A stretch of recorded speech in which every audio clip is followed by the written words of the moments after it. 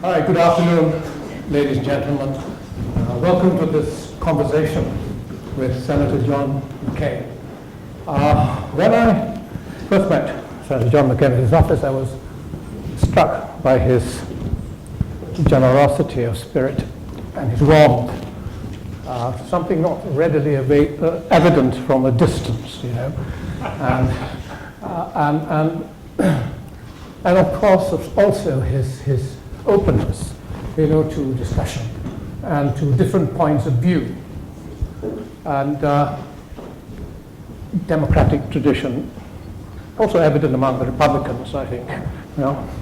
And since then, I've been trying to get him to come to the LSE. He visited Malaysia before the Shangri-La Dialogue, and when I asked Senator McCain whether he would come to the LSE, and he said yes, and here you are. Senator McCain is here despite being very busy in with the Romney campaign. He's here. What I had wanted him to come to the LSE to talk about actually was on China and Southeast Asia, my area of particular interest. But obviously, there are other areas that Senator McCain will cover today. And I'm sure he will cover in his 15-minute presentation a wide range of issues. What we want you to do is to ask questions, give us your name, be brief if you can, so that there are more questions that can be asked, and also to remain seated when we finish, so that Senator John McCain can be escorted out first before you get going anywhere. And so let's therefore begin with, of course, Senator John McCain to say those few words. And when you ask, you have no microphones. This is a show library, very intimate. But speak out so that we can hear you. So, without further ado, Senator John McCain. Thank you.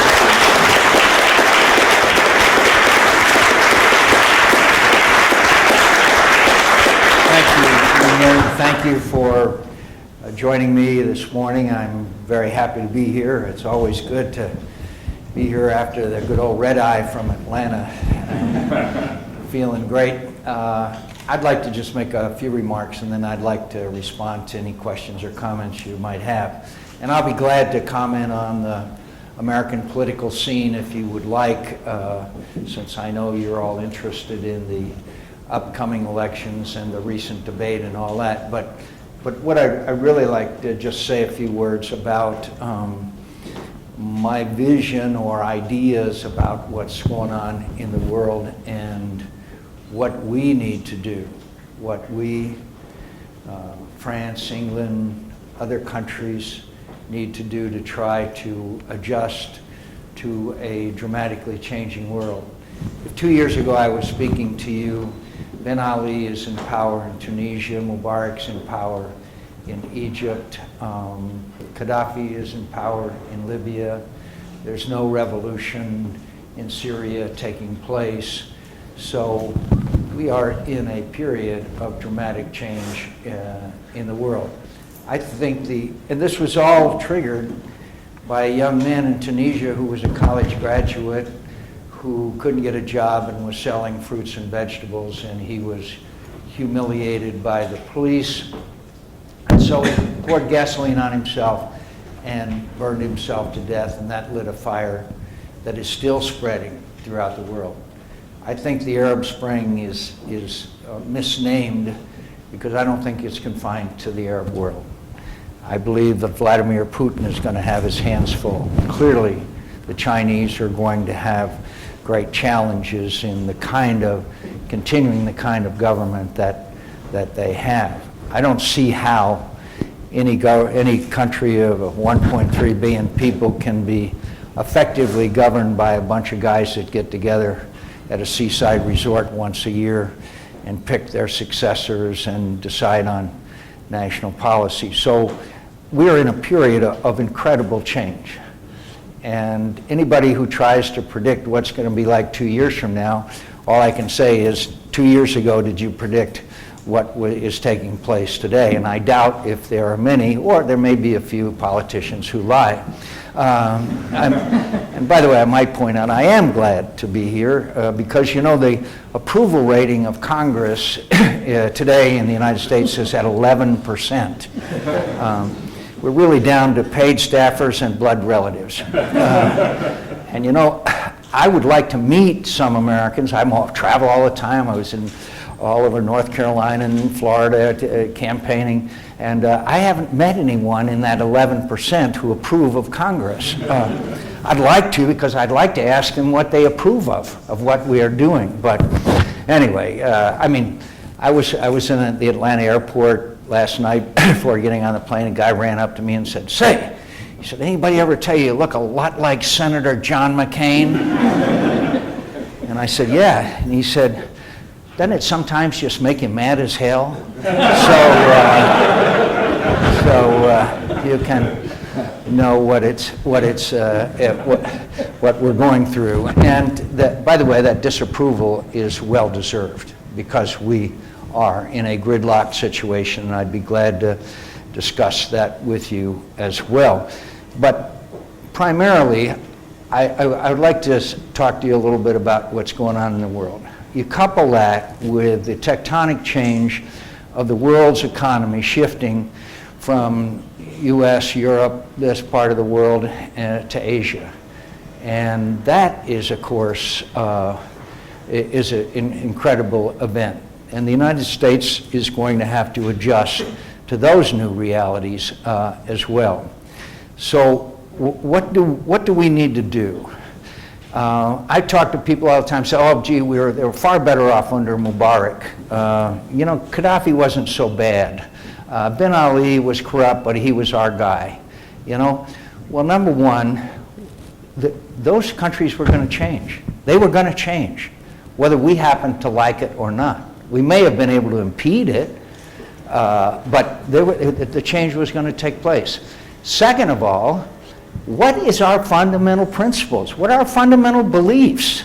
Is it to hang on to dictators who, although they may be our friends, are in violation of the very principles that we stand for and believe in? Now, I may sound a little idealistic when I say that, but I can't find many times in history where we have abandoned our fundamental beliefs and principles about that our Creator made us all equal with certain inalienable rights. And when we have abandoned those, I think you can make an argument that we have paid sooner or later a rather heavy price for it.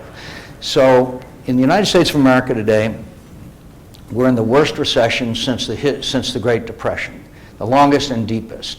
And most Americans, including in my state, where nearly half the people, homes are underwater. In other words, they are making payments that are higher than the value of their home, and they are a mortgage that's more expensive than the value of their home.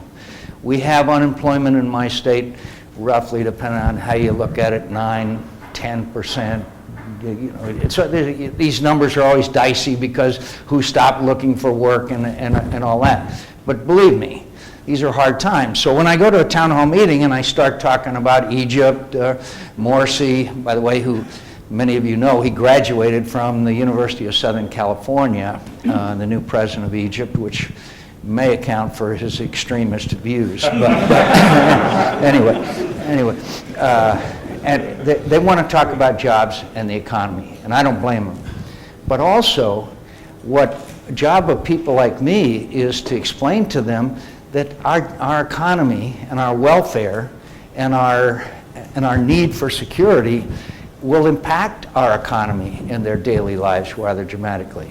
The other thing about the aspect of the American people, and it's understandable, is that they're war weary. They're war weary. We've been in Afghanistan since 2001. We just got out of Iraq. Very badly we got out of Iraq, but we are out of there. And so when I say, and I do continuously, that we have an obligation, not a privilege, but an obligation, to help the people of Syria who are being massacred with Russian weapons, with Iranians on the ground, helicopters, jet aircraft, tanks, and artillery. Not many Americans are too sympathetic to it. But one reason why they aren't too sympathetic to it, frankly, is because we don't have a leader who tells the American people how terrible this is, what's going on in Syria. And so if you don't have leaders who explain it, then obviously the people are not as well informed as we should be. So what should the United States do? And what should our allies do? And what should NATO do?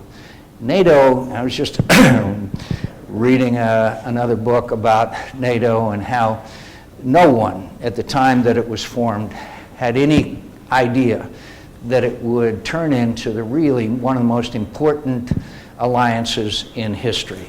It was really important during the Cold War. It was still important when we went to Bosnia when ethnic cleansing was taking place. It was still important when we went to Kosovo when Muslims were being ethnically cleansed. I believe that it was probably, and so does Bill Clinton now, it should have been used to go to Rwanda to try to stop the massacre of some 800,000 innocent people. And in Libya, although it was fractured and not led by the United States, still the actions taken by some members of NATO was a very important and valuable contribution. And I'd like to just relate a very personal anecdote to you. I believed in the Libyan people. I knew that Gaddafi was a bad guy. He was responsible for the Pan Am 103. He bombed a disco in Germany. And I strongly supported the uprising that took place. I went to Benghazi when the fighting was still going on and spent a day in a hotel with Chris Stevens and met with the Transition National Council. I had great faith in them. Last July 7th, I was in Tripoli with Chris Stevens. We went around on election day. We went around to all the polling places and people were there. And one of the things that was touching is that they had a lot of women there who had pictures on their T-shirts with pictures on them of their father or their brother, their uncle, their sons, or daughters who had been killed by Gaddafi. It was really quite remarkable. A lot of people were slaughtered by Muammar Gaddafi. And that night, Chris Stevens and I went down to the square. There was thousands and thousands and thousands of people, and they saw us, and they recognized us, and they said, thank you, America, thank you, thank you. And then they had an election, and they rejected the Islamists, and they overwhelmingly elected the moderate, democratically inclined people with a government that was led by two professors from the University of Alabama. And so things were going pretty well. But we didn't help them enough. We didn't help them get their border secure, and Al-Qaeda poured in. We didn't help them with the disarmament of these militias. We didn't help them by taking a lot of their wounded to our hospitals or bring in American military medical personnel to help people. They had some 30,000 people who were wounded. We just kind of said, yeah, well, you know, they're going to have plenty of money because they've got oil. We should have done a lot more for them. And I think we just paid a very heavy price for it in the deaths of those 4 Americans. Libya can still be okay, but they've got to have assistance in simple things like border security, in setting up democracy, of doing the things that help a country that's never known democracy to have those institutions, and none of us are doing enough. Finally, let me just say a word about China again.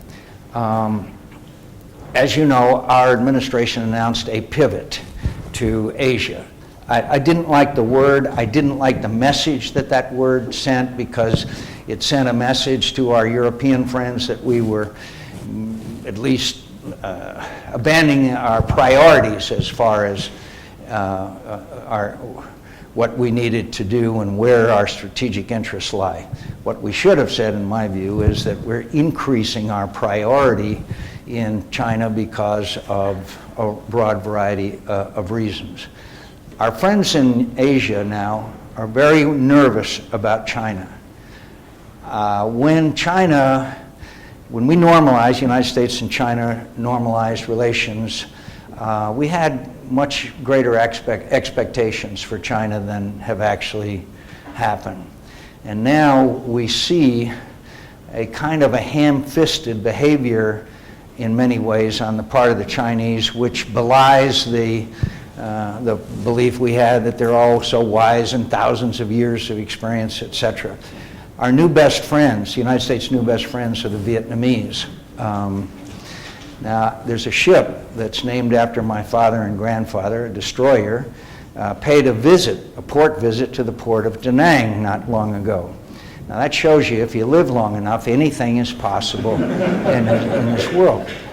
But they have a history with China, and they are very worried. One of the factors in leading the junta that ruled Burma to free my personal hero and idol and inspiration, Aung San Suu Kyi, was because they were worried about, and one of the factors was that they were worried about the overriding influence of China and the exploitation of Burma by the Chinese. Obviously, the South China Sea is the greatest manifestation of that, and it has moved people like the Philippines. As you know, the United States came out of the Philippines in the 1970s. We are now talking about, with a number of these countries, joint operating bases. Not the kind of traditional base where you have the school and the hospital and the dependents, but the kind of a base like we already have agreed to with the Australians, where we come in, we operate, have joint operations together, and leave. And that, by the way, is a hell of a savings to the taxpayer, among being the most effective way to do it. So, the world cries out for American leadership. And I believe that that leadership can only be effective with allies. And obviously, our traditional and perhaps most solid relationship, the unique relationship, is between the United States and England. But I would also argue that the NATO framework has also been a very important and vital part as well. So I believe very, very strongly it still cries out for American leadership. And it's our job, those of us who are blessed to have the opportunity to serve our fellow citizens, to explain to them why it is that their brother just finished 5 tours of duty in Iraq and Afghanistan, to go out to Walter Reed and see these young people who have lost their limbs and explain to them why we are so proud of them and their service, and to explain to the American people how much we should honor their service and their sacrifice, and tell them and make sure our obligation is to make sure that that sacrifice was not in vain. Again, I thank you all for coming today, and I hope that gives you something to talk to me about. And those of you that are from the United States who are here in the audience, I'd like to remind you of the words of the late Mayor Daley of Chicago, who said, vote early and vote often. So thank you very much.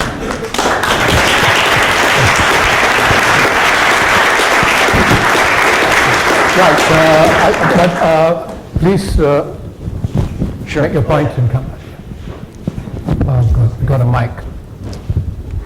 Recently, the Iran Project report... Would you tell me who you are? Oh, sorry. My name is Brian Gibson. I'm a PhD student here, but I also do some writing for the Majalla. But recently, the Iran Project released a report that assessed the costs and benefits of a military strike against Iran. The reports received widespread support from bipartisan support. Sorry. Do you endorse the report's conclusions? If so, or if not, can you please explain why? Sure. I have not read the report, but from what you said about it, I do not agree, because for the following reasons. Iran, a nuclear Iran, upsets the whole Middle East. When Iran gets a nuclear weapon, so does everybody else. The Iranians have always repeatedly committed themselves to the eradication of the state of Israel. And I don't fear that Iran develops a nuclear weapon, puts it on a missile, and fires it at Israel. But I do fear a nuclear weapon falling into the hands of a terrorist organization such as Hezbollah, which, by the way, a drone was just flown over Israel, an interesting development, as you know. So I think that a nuclear-armed Iran would upset the whole Middle East. It would would cause the entire and most unstable part of the world to be nuclearized, and I believe that it would sooner or later lead to, in some way or fashion, the delivery of a nuclear weapon. And I know of no one, frankly, as I say, I'll be glad to get the name of that report, but I really know of no one in the strategic arena in the United States, either Republican or Democrat, that believes that it would be acceptable for Iran to have a nuclear weapon. The President of the United States said it was, quote, unacceptable. And there's great divisions within the United States as to when we would act and how we would act and what we would do with our Israeli friends. But I know of no one on either side of the aisle in any position of authority who believes that it would be acceptable for Iran to acquire a nuclear weapon. But I will also be glad to look at that study if it... Okay, that lady in red. Yeah. Hi, Senator McCain. I'm Agnes Tay from Bloomberg Clean Energy and Carbon Brief, it's a weekly publication. Just wanted to get your thoughts on this. Do you agree with Ron Lee that the U.S. production tax credit should be allowed to end by the end of the year? I understand that legislation has cleared a committee in the Senate that would extend the PTC, but it hasn't come to the floor. Extend the what? Extended the PTC, the production tax credit. Oh. What's your position on that? And as well as the U.S. trade disputes with China and the U.S. on solar panels? As far as all of these things being extended or not extended, including the tax breaks, including all, we're at this edge of this fiscal cliff. I believe that they should be extended, and I think that it'd be important to do so. But if there is going to be avoidance of this fiscal cliff, then we're going to have to package everything together and sell it as a package and not address it one by one. And the second question was? That was the U.S. and China trade wars. The U.S. and China trade war.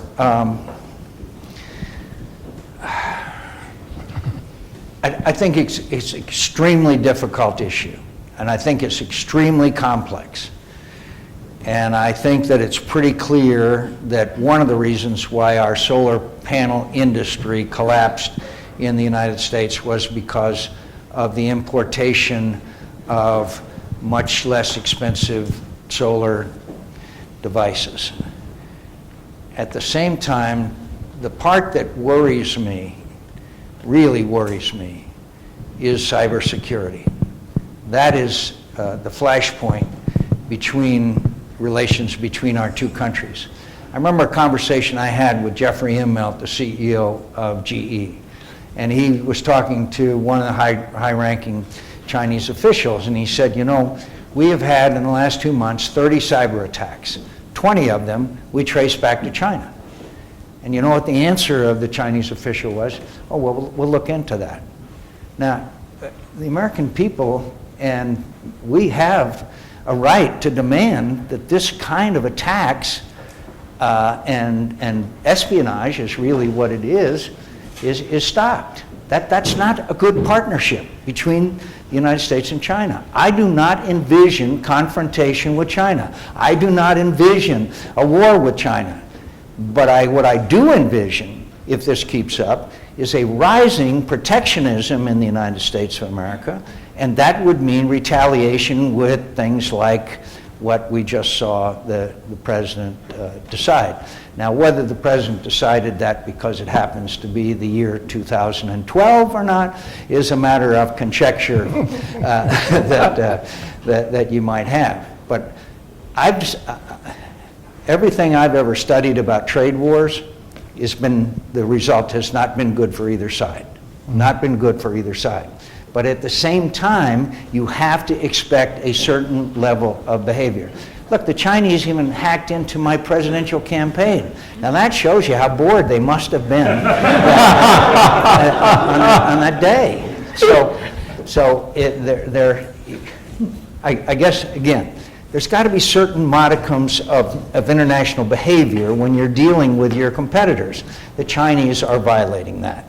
And that is just the reality. And sooner or later, the forces of protectionism in the United States will force us, with justification, to start erecting trade barriers. And I have a question on this side. Yeah, please. Senator, you said, I'm Patrick Mears. I'm a retired tax lawyer, but I'm not going to ask you a tax question. I've got a microphone. I'm also an alum of the LSE. What you said, which resonated with me, was that the world cries out for US leadership. But having said that, how do we get the US population to cry out for the US to be in the position of world leaders? Thank you. I'm not here to be partisan. I'll be glad to ask all of our students to vote Republican and all that, but the fact is that I don't think it's appropriate, frankly, for me to come here and bash the administration. But I think it's clear that if the President of the United States said, what's going on in Syria is the worst kind of behavior imaginable. Look, I went to a refugee camp on the Syria-Turkish border, and I met families whose children had been killed before their eyes. I met defectors who told how they are instructed to torture and kill and gang rape. I met a group of young women who had been gang raped. Now, I'm a pretty tough guy, I think, and yet I can't tell you how gripping that is. And they have Russian weapons, they got Iranians on the ground, and they don't mind doing whatever is necessary. Why in the world shouldn't we stand up and speak up for those people and say, let's get them some weapons? Now, everything that we said would happen if we intervened has now happened because we didn't intervene. Al-Qaeda is coming in there in droves, and it's a very serious problem. There's tensions on the Syria-Turkish border. There's tensions on the Jordanian border. There is more and more people who are being killed every day. And I'm not saying put American boots on the ground or NATO boots on the ground. No one would ever agree with that, and I would be the first to disagree with it.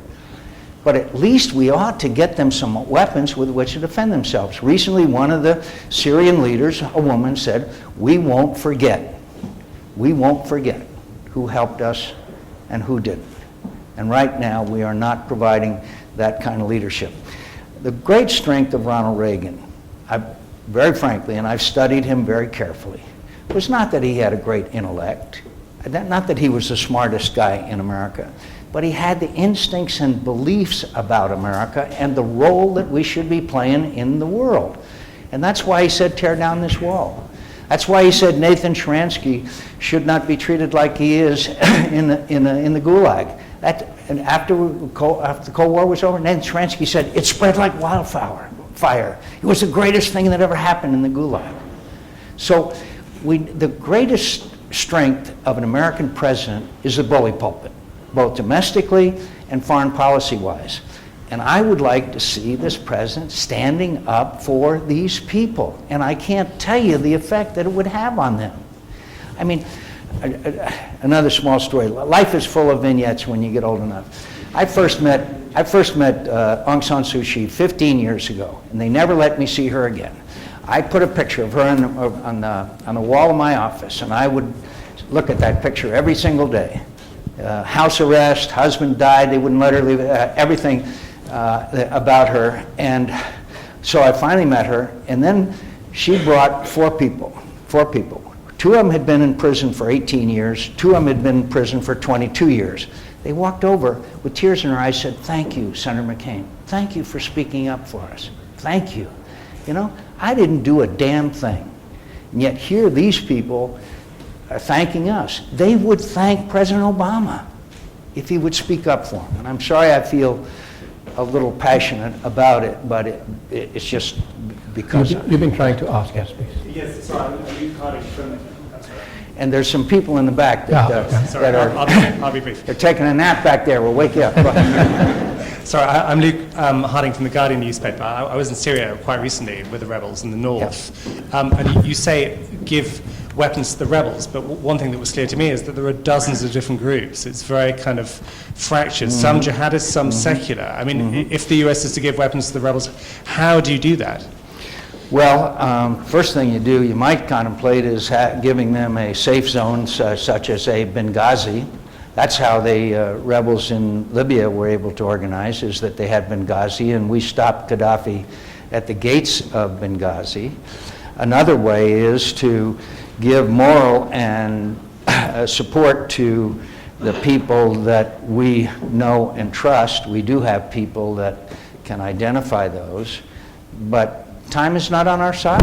Time is not on our side. More and more jihadists are falling into the country from all over. It's just a fact. When they said that if we intervene, then the jihadists would come in. Well, they've come in. They've come in. So I think one of the ways you could is the establishment of a safe zone, which would be easy enough to do. And although a lot of our military people say it wouldn't, and or status quo. Let the status quo go on. You know, we had a hearing 9 months ago, and both our Secretary of Defense and our outstanding Chairman of the Joint Chiefs of Staff said, it's inevitable that Bashar Assad will fall. It's inevitable that he will fall. Well, you know what's happening? Every time we up the ante, they up the ante. The Russians bring in more weapons. Right now, Iranian aircraft are overflying Iraq with weapons for Bashar Assad. And they are sophisticated weapons, and they are killing people. So all I can say to you is there's always a risk that some of these weapons may fall in the wrong hands, but I think that we could sort that out. Or do you want the status quo? I think they just uncovered a situation where about 400 people were slaughtered the other day. So nobody said it would be easy, but I think it could easily, I think it could be done, and if it isn't done, then the slaughter will continue for an indeterminate period of time. There you are. Stand up so I can see you. All right. Welcome to London, Senator McCain. My name is Emmanuel Miskinna.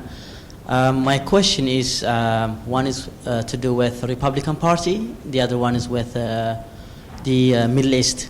With regard to the Republican Party, as you are well aware, the Republican Party is shifting to the right, and a lot of sensible, pragmatic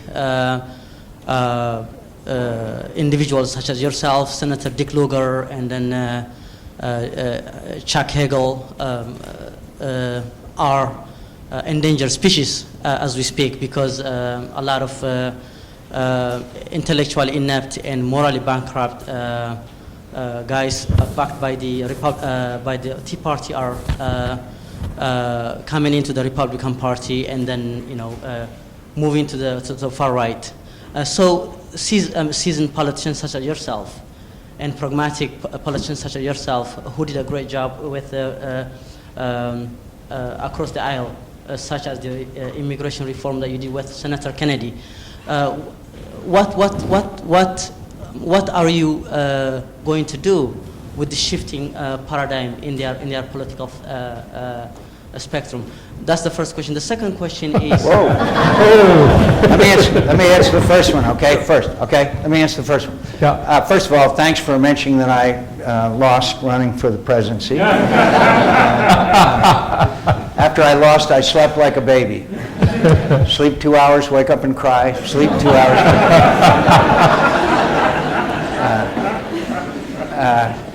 The reason why the Tea Party came into being was because of the extreme dissatisfaction of the American people for 2 years of overwhelming majorities of Democrats in the United States Congress. We got the stimulus, we got Obamacare, we got Dodd-Frank. None of those, by the way, you will hear President Obama talk about in this campaign. And so they got fed up. And so there was a grassroots, for better or for worse, grassroots organization. It sprung literally out of nowhere. And guess what? We won the control of the House, which we'll probably keep in this election, and a very narrow thing in the Senate. And by the way, 3 of the candidates that we had that were Tea Party candidates in the Senate, anybody else would have won. So it was certainly a two-edged sword. But the reason why the Tea Party came about is the same reason why other grassroots movements come about, and that's because they were dissatisfied with what they had. That's why if Democrats and Republicans don't do a better job of governing, you are seeing the rise of the independent voter in the United States of America. The greatest increase in voting registration in America today is in independent voters because they're not happy with either party. So look, that was the will of the people. A lot of us think we know better than the people, but we ought to respect the results of elections. And what the Tea Party was all about was extreme dissatisfaction with Washington. So what am I going to, quote, do about it? I'll tell you what I do about it. I try to take some of them on trips with me. I try to spend time with a lot of them and explain to them some of the things that we are talking about today. I try to talk about how we have to be a party that has a set of principles on immigration reform. That because the demographics alone will drive the Republican Party into a minority status when you look at it. I try to tell them that the greatness of America is that we lead in the world. And I know that that's not popular with a lot of them. And I'll tell you, some of them have come around. So I'm not ashamed or embarrassed at what happened with the Tea Party. And by the way, I was not their favorite, to say the least. But it is what political dynamics and campaigns are about in America. What's your second? Actually, if you don't mind, can we give some other people a chance? Yeah, sorry. please. At the back there. Time's up. At the back with the guy with the white shirt. Yeah, maybe. Yes. Senator McCain, my name is John as well. I was just wondering, since we're brought up the elections back in 2008, why did you think that Governor Romney wasn't a fitting running mate of choice of yours? Well, first of all, the Vice President only has 2 duties. One is to cast a tie-breaking vote in the United States Senate in case there's a tie vote, and the other duty is to inquire daily as to the health of the President. So I chose Sarah Palin because I thought our party needed to be energized. And I could see that we were behind, and she did energize our party. I can show you polling data that shows after she spoke to our convention, we had a 3-point lead, which basically we kept until September the 15th, 2008. And on that day, the stock market went down 700 points, and we went from 3 points up to about 6 points down and never recovered. I'm proud of Sarah Palin. I am proud of the work that she did. I am proud of her family. People say, do you regret sometime that you chose her? My only regret is that I had no idea that she would be attacked with such viciousness and unfairness and as she has been by the liberal left. But it is what it is, and I will always remain proud of having her as my vice president. Mitt Romney was fine. Mitt Romney was a fine guy. It's not a matter that somebody's bad or worse. The question is who do you think can help you win the election? And it was our decision that we thought it was Sarah Palin. Yeah. Senator, my name is Daniel Boy from Diplomatic Academy of Vietnam and University of Sussex. First question is about U.S. foreign policy in Asia. So there's some critics from your allies, the American allies in Southeast Asia and also in Asia, like Japan and Philippines, about U.S. action against the territorial dispute between China and U.S. allies like Japan and Philippines over some issue like the Scarborough and the Senkaku issue. That the U.S. action is not strong enough to constrain China in the area. So what is your comment about that? And sorry for being too greedy, but then this is my second question. How do you think about the way the U.S. is doing on the human rights issue in Southeast Asia, especially in Vietnam, after the trial of 3 bloggers recently? Thank you. First of all, I think the answer in the South China Sea issue, if the Chinese would agree, is to negotiate with all of those nations together that have an interest in the South China Sea. The strategy the Chinese are employing now is to try to pick them off one by one.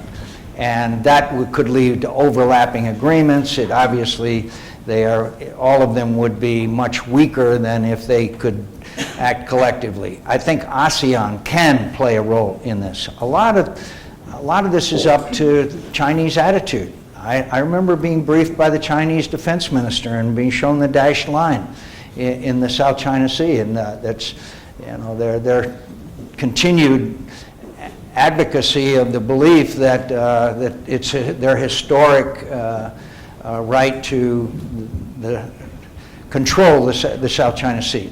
Let me say a word about Vietnam, if I could, very quickly. Look, I love the country, I love the people. I spent a great deal of time in Vietnam when we had this whole issue of missing in action and killed in action and all that. I've spent a great deal of time in Vietnam on the issue of normalized trade relations, normalized relations between our two countries, and following with a free trade agreement with Vietnam. So my loyalty and my commitment and my love of the Vietnamese people is without question. But now I have to tell you, I have been very disappointed in the corruption. I've been very disappointed in the continued prosecution of Catholics, Buddhists, and minorities.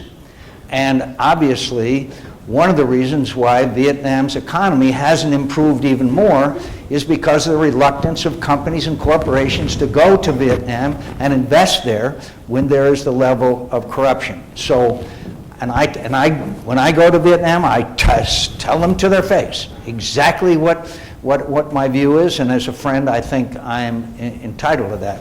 But I sometimes feel a little sorry for the Vietnamese people, because they deserve better than the corruption that is throughout the Vietnamese country. The lady. Still are the most beautiful people. To get a woman, yeah. Senator, my name is Rebecca. I'm a researcher here at LSE.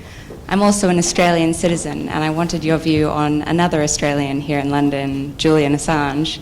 I wanted to know whether you thought the US want to extradite Julian Assange, and your view on his work with WikiLeaks. On who? Julian Assange, who's the WikiLeaks, white hair, spooky looking.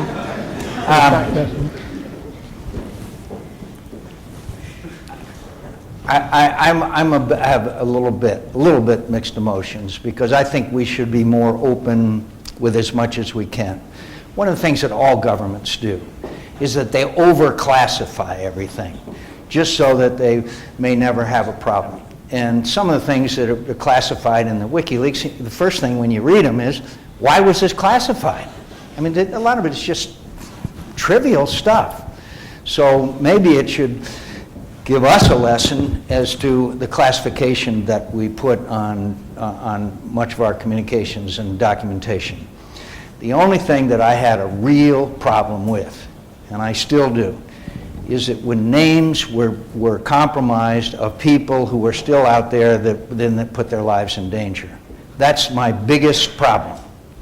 And I don't think if they had, I think if they hadn't released some of those names, they would have had a much stronger case than they did. But it's not, it is just not acceptable to make public someone's name, say in Pakistan, that is cooperating with us, that would put their lives in danger. You just can't do that. Yes, sir. Yeah, the guy with the microphone. Who's At the back there, Senator. Senator McCain, thank you very much for coming to speak with us today. I'm a postgraduate student here at LSE. My name is Sami Halabi, by way of Toronto, Canada. So, hi. My question for you. There has been much talk of American decline, this sense of inevitability in America and this almost inferiority complex, I'd say. And what I want to ask you was what your stance is on this debate, and if you feel that the 21st century needs to be an American century. I think that a lot of things in this world, perception is reality and reality is perception. In the Middle East today, there is the perception, and I promise you it's because I talked to these leaders, there's the perception that the United States is withdrawing. Prior to 9/11, we had a strategy in the Middle East of containment. After 9/11, we had a strategy of confrontation, i.e. Iraq, Afghanistan. Now we have a policy of disengagement.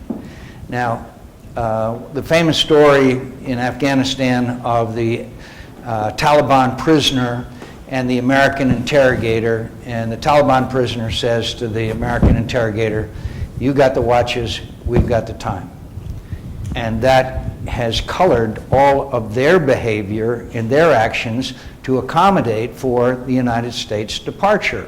Now, should we have stayed in Iraq forever? No, but we should have left behind a residual force. Everybody now knows that Al-Qaeda is resurgent in Iraq. Now, we lost over 4,000 brave young Americans in Iraq. In Afghanistan, I think it's pretty clear that there is this perception, because of the continued announcements that we are leaving, that the Taliban is now making a significant comeback. And we've killed a lot of Al-Qaeda, we've killed a lot of Taliban, but if the fundamentals that are remain there, then they will continue to be bred. Most of the people in Afghanistan don't want the Taliban back, but they are accommodating to the United States departure from the region. And that is what I think is causing us a great deal of difficulty. Did you ever hear the President of the United States utter the word success in Afghanistan? He just announced withdrawals, and he overrode the recommendations of his military leadership. Now, should you always do what your military leadership tells you to do, that you should do? No. But I think you got to have a reason usually for overriding those recommendations, and I've never heard a good reason for us only giving 30,000 instead of 40,000 for the initial surge in Afghanistan, which prevented us from going to the east as well as the south at the same time. Look, the other night in Kandahar, and it got so little publicity, I've been astounded. They had 15 people shoot out a tower, get into the base. Kandahar and Bagram are the two most heavily defended. They destroyed 6 Harrier aircraft. They're $30 million each. That is $200 million of taxpayers' money went up with an attack by 15 people. Now, that's not a success story. And unfortunately, nothing hurts, I'll end with this, nothing hurts morale more than not being able to trust your allies. And this business of Afghans in uniform shooting and killing Americans in uniform, I can't emphasize to you enough how harmful that is to not only morale but efficiency. Yes? No, right in front of you there. Hi, I'm Patrick Wills with Standpoint Magazine.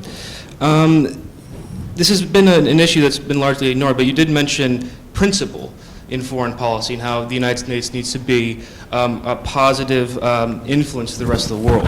And I think we are. Right. Yeah. Now, Mitt Romney did say during the primary campaign and in December that he supports advanced interrogation techniques outside the Army field manual, and he did say that he does not believe that waterboarding is indeed torture. Do you believe that? I don't believe that he said the second thing, but I will take your word for it. Okay. Go ahead. Do you believe that if elected, President Romney would challenge or revoke Obama's executive order, and would you support it? Well, of course, I think you know I would not support it, and he couldn't do it anyway because, fortunately, we passed a law that prohibits it, and if he decided to bypass that, we would have him in court in a New York minute. Look, my friends, I'm proud of the United States of America. I'm proud to be an American. I am so proud of our history. I am ashamed and embarrassed at what we did in interrogation of prisoners, and I cannot overstate the damage that it did to the image of the United States of America, especially in the Middle East when we practice that, and it'll be a black mark on the history of the United States of America as long as historians are writing about this chapter in American history. Yep, you guy with the tie, huh? Hello, Mr. McCain. I'm really pleased to have you here, Michael Sharon, and LSE alumni. To take the flip side of the gentleman's question about the United States and its decline, on the domestic front, for the last 30 or 40 years, so much of the consumption which has driven the economic might of the United States has been driven by leverage. huge amounts of debt, both on the corporate sides, individual sides. Whoever's elected president is going to have to do some very, very tough cuts, and the amount of discretionary capital will be in Americans' pockets will be greatly diminished, which will again slow down the economic might, the domestic economic power. How do you see, irrespective of whether it's Romney or Obama, how that's the politicians like yourself address this to the American public and how they need to move forward and keep American economic might? First of all, I agree with everything you said. We're facing a cliff and probably of almost historic proportions as to what may happen if the president and the Congress don't act together to resolve it. But you see, I believe that I'm not a trickle-down economist, but I do believe that there's dynamism associated with creating conditions for people to trade, invest, to create jobs. Right now, the National Federation of Independent Business, all the small business people will tell you that people are holding back on investment and hiring because they don't know what's going to happen next. They don't know when the next regulation is going to come down. They don't know what their taxes are going to be. That's one reason why we get this 11% approval rating. This Congress was the least productive Congress since 1947. I don't know what the hell they were doing in 1947, but so we need to have an environment where people will save and invest. And if that means that they pay less taxes, it seems to me that's okay. Let me just remind you, when Ronald Reagan came to office in 1981, you may recall, inflation was in double digits, interest rates were 21%, and unemployment was 15%. Those are roughly the numbers. And so what did we do? We cut taxes, we streamlined to some degree. It wasn't until '86 that we really did significant streamlining of the tax code, and we were able to have the greatest period of job growth in modern history. My friends, the outline is there. It's a thing called Simpson-Bowles. It's not rocket science. It's not complicated.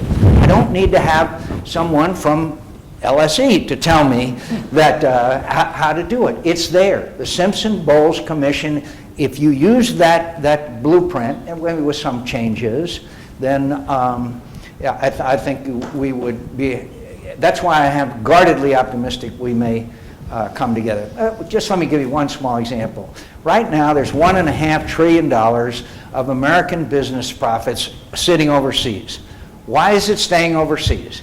Because we have the highest corporate tax rate in the world. 35% tax rate the United States of America has. So why don't we tell GE to say, okay, listen, you bring that money home, tell us how you're going to hire, tell us how you're going to invest, and we'll let you bring it back at 8% taxation. Isn't that a hell of a lot better than have it stay parked overseas? There's some common sense things that we can do as well. And I don't know if I responded to your question or not. About the leverage. Okay, gentlemen, that. Pardon me? Wait, hang on. No, it's about the leverage. If there's less leverage, because a lot of that growth over the last 30 years was really funded by leverage, large amounts of debt. Yeah. So even if you do all of that, if companies, individuals are less levered, that means there's less money circulating. That was really the question about the deleveraging, and because you pump the economy over a 30, 40-year period, there's so much money on the debt. I think you could, but that's what we've been doing. I mean, that's what QE2 is, and QE3, and QE5, if he keeps doing that. So I'm not sure that that is the answer. I really believe that if we create this is a simplistic answer, but if we created an environment where we could assure small businesses across America, here's a tax you're going to pay, we're going to simplify this tax code for you, and we are going to give you some incentives to invest and hire, and not, look, Obamacare has already issued 100,000 pages of regulation. You're the small business person, you're going to hire an accountant or you're going to hire another employee. So that's, and I believe that simplification of the tax code is vital. In '86 we did it thanks to Senator Bill Bradley, and it contributed a great deal to our economy. Yes? How many more questions can you take? 20. Where's my guys? You asleep back there? 5 minutes? The gentleman there, yeah. Hi, Mr. McCain. My name is Shihan Chandrasingha. Firstly, thanks for coming to speak to us here today. Could you speak up just a little? Sure. Yeah. I just had a question about your comments earlier about your disappointment that President Obama hasn't spoken up more against Bashar al-Assad, and your regret that America didn't intervene and help the people of Libya in Gaddafi's last days. Do you have an element of sympathy with President Obama, given the huge economic problems he's had to face at home, and maybe understand also his unwillingness to intervene, given the lack of support from the Republican Party over the past couple of years over a range of issues? Well, first of all, again, let me remind you on many issues that President Obama in the first 2 years of his presidency had 60 votes in the Senate, overwhelming majority in the House. And he passed all these bills without a single Republican vote. Obamacare, stimulus, Dodd-Frank, all those were done without Republican vote. So I have to say my sympathy there is somewhat limited. In 1951, things weren't going well in Korea. The American people, about 85% of them wanted us out of Korea. They wanted us out. It was done. It was a phony war. There was no victory. MacArthur was fired by President Truman, and he came back and he gave this magnificent speech before both houses of Congress. And you know what Harry Truman did? He stood fast. He stood fast in the face of public opinion. And one might argue that they lost the election, the Democrats did in 1952, because of Korea, because Eisenhower said, I will go to Korea. It requires leadership. It requires the American people want to be led. They want to be informed. I don't expect the guy on Central Avenue who's struggling with his small business and working 18 hours a day and got 2 employees to know a hell of a lot about what's going on in Syria today. That's the job of leaders. That's the job of leadership. When there was 1.5 million people in the street in Tehran in 2009 chanting in English, Obama, Obama, are you with us? Are you with them? Do you know what they said? Nothing. Nothing. So I don't mean to sound partisan here, but I do grieve for these people because I think they deserve to have a chance at a free and open society. I don't think the Iranians are very well off under Ahmadinejad and the Grand Ayatollah. And so I do believe that it's about leadership. Americans still do trust their president, particularly on national security issues. And that isn't, people say, what would you have done? You know, well, I can tell you one thing I would have done, and that's what Ronald Reagan did. Oh, well, the one at the front. You want to take 20, do you? No, no. Well, maybe we'll take 2. About 3 or 4. Yeah. Hi, my name is Magnus. I'm a journalist from Denmark. You said that you want the U.S. in its foreign policy to do more in Asia and also more in the Middle East, but we are in times of economic crisis, obviously, so I just wondered, what should the U.S. do less in the world?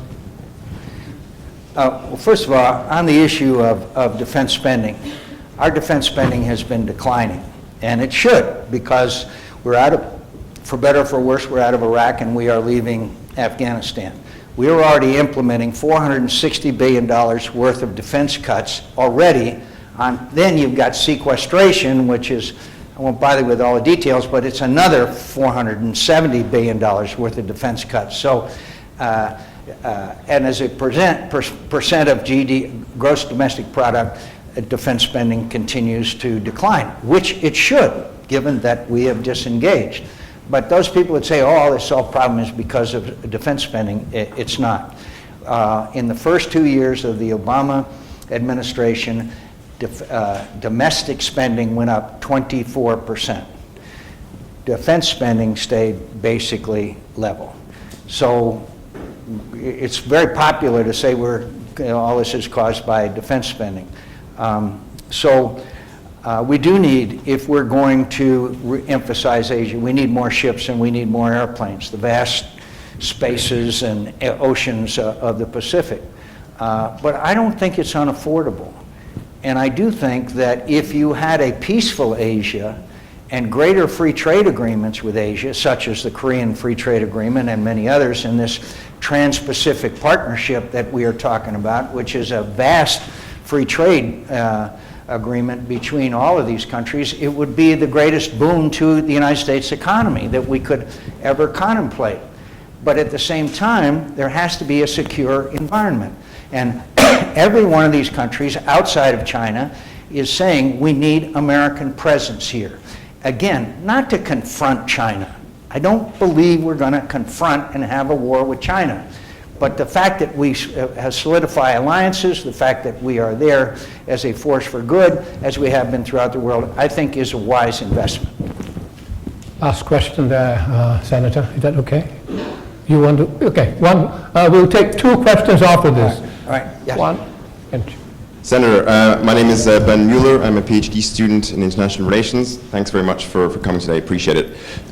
It's probably always a bad idea to sort of peer into the crystal ball and make predictions about the future. Nevertheless, it seems to me the one chief ingredient that allows for meaningful predictions is experience, and you have plenty of that. So I would invite you to offer us a vision for the world in 2030, the American role in that world, whether you think it's going to be more conflict-driven or more peaceful, and just some comments on where you think the trajectory of world politics is headed would be appreciated. First of all, let me remind you of the famous American philosopher Yogi Berra, who once said, never try to predict, especially when you're talking about the future. So, that was a joke, okay? I think that, and I probably should have said this in my opening remarks, and I'll try to be brief. I think that this device has changed the world. And it will change the world for the better, and there will be things, unintended consequences as well as consequences. They never could have gotten 300,000 people in the square in Tahrir Square in 3 hours, as the young man told me that he could do with his BlackBerry. I'll never forget being with a group of young people in Tunisia who had made the revolution there, and one of them said to me, young woman said, you know who our national hero is? I said, who? She said, Mark Zuckerberg. And she wasn't kidding. And this is impossible to restrain forever. You cannot stop these new means of communications from spreading throughout every part of the world, no matter how repressive and oppressive the government is. I think it is the biggest change in civilization since the invention of the printing press. And so my prediction about the future is that you will see a lot of upheaval in the world, just as we have seen in the last couple of years. And you're going to see a lot of strife. But I also think that it gives ordinary citizens a chance to communicate and to realize their hopes and dreams that was not possible before the invention of social networking. Now, I don't like a lot of the stuff that I see on Facebook. I don't like a lot of the tweets. I don't like, there's a lot of things that I don't like about it. And I don't like sex texting and some of the downsides of it. But overall, I'm telling you, this is going to change the world, and I can't predict exactly what it's going to look like, but it will never be the same again, because people are going to be individually empowered in a way that they never have before in history. Okay, 2 final questions. I said one on the left. Democrat, is it? No, okay. And one on the right. Then we have to close out. Or communist. Is that right? Hi, Senator McCain. It's a privilege to be here. There are a couple of points that you mentioned earlier I'd like to take you up on if I could. The first of all, you bemoaned the gridlock in Congress, but I follow it reasonably closely, and the impression I get is you have perhaps lurched further to the right, certainly in terms of with respect to where you were originally, than anyone else. I mean, and a couple of examples that come to mind are you co-sponsored the Conrad Gregg deficit reduction bill, then you voted against it as soon as Obama came out for it. You said after Obamacare passed that they poisoned the well and that you were not going to cooperate with Obama for the rest of the year. That was in March, so that's 9 months that you wrote off cooperation. And there are a number of other examples I won't go into now. So, I mean, given that I think you are in some respects a poster child for somebody who is who is fully involved with the partisan gridlock. is it, A, on the one hand, a bit difficult to bemoan it, and also, do you have any hope, as Obama seems to, that the fever will break if he does win the election, and that maybe you'll be able to come back to the centre? And very quickly, secondly, you were supportive of President Palin, no way, of ex-Governor Palin, and you said quite rightly that she energised the base and you supported her in that respect. But I think the more important question that I have yet to see you answer in 4 years is, as I think she was demonstrably unsuitable for either the position of Vice President or President, and I wonder, do you think she honestly, 4 years later, do you honestly think she was suitable for either of those positions? Thank you. Well, thank you. First of all, she was demonstrably qualified. She was totally qualified. She'd been a governor. She knew, and you know, you can shake your head. No, everybody's entitled to their opinion.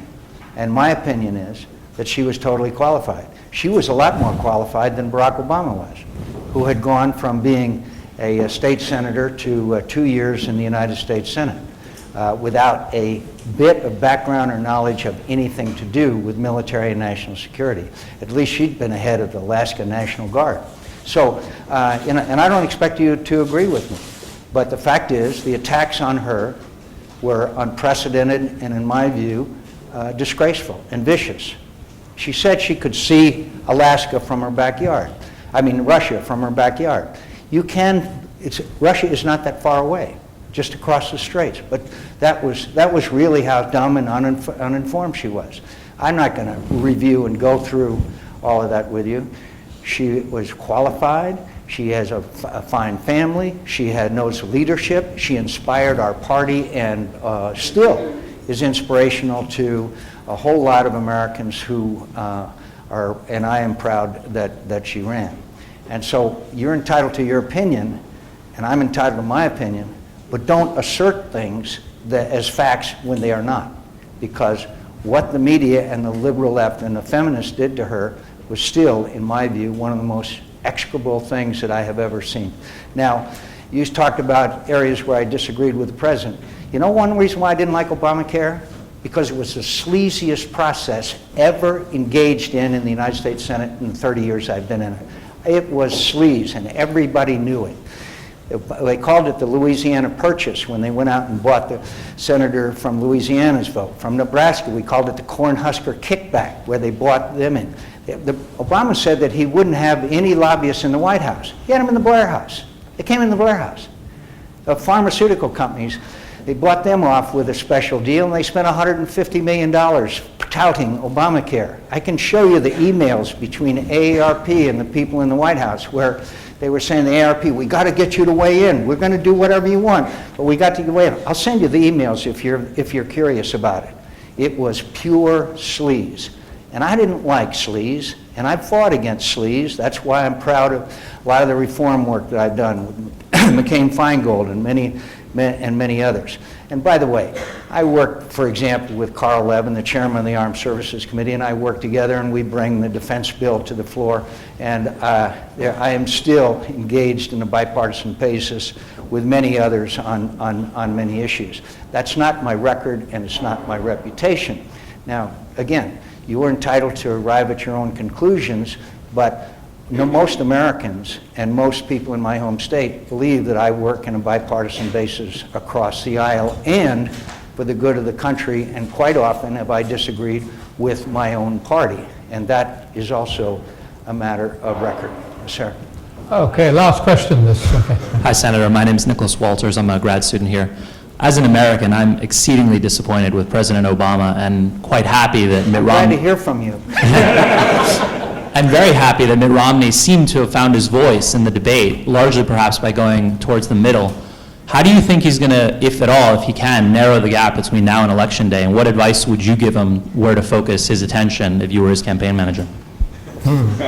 First of all, could I mention again, I lost.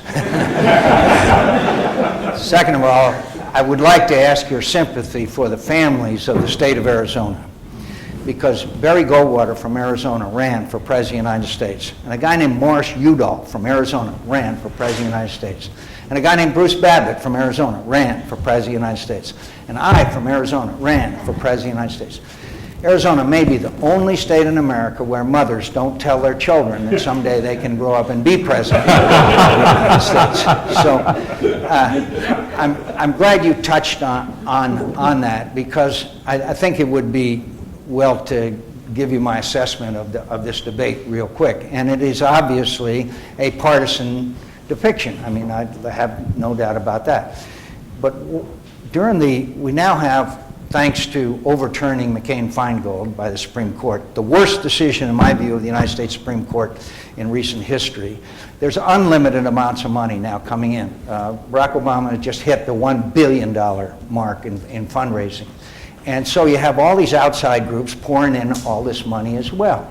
Well, while Romney was going through the primaries, especially in these 6 or 7 or 8 swing states, there was a constant barrage of negative ads about Romney, painting him as Richie Rich, Bain Capital, out of touch, all of that kind of stuff. And I can show you the unfavorables went up and up and up on Mitt Romney, understandably. He's fighting the primaries, and so there's no response. So this impression was there in the American people's mind. So here comes the debate, and obviously even Democrats, maybe there's an exception or two, believe that Romney won the debate hands down. Probably the most lopsided popular opinion that we have seen in a debate. But what it achieved for Mitt Romney was it dispelled these hundreds of millions of dollars that were spent painting him as this out-of-touch rich guy. So that is really the reason why just winning the debate isn't so important, but it wiped out that image. Now, it's far from over. We've got a debate between Joe, the gift that keeps on giving, Biden, and our friend Paul Ryan, very new and young guy. It'll be very interesting. I have no idea how it's going to come out. But then probably the second debate will probably be important. As you know, Ronald Reagan made, you know all the history of people who have stumbled in their first debates and then recovered in the second. But the second debate is a town hall format. In other words, like this. And so it's a little harder to go head to head when someone's asking the question from the audience and responding to the audience rather than each other. So there was 80 million people that watched that debate. I'll bet you that 30 million people had never seen Mitt Romney before live. And so that's one of the reasons why you're seeing this turnaround. But I would not underestimate President Obama. I would not underestimate his skills and his ability to speak and speak directly to the American people. So I think that and the other interesting kind of thing about American politics, debates used to be part of a campaign. Then it got to be a bigger part, and then a bigger part.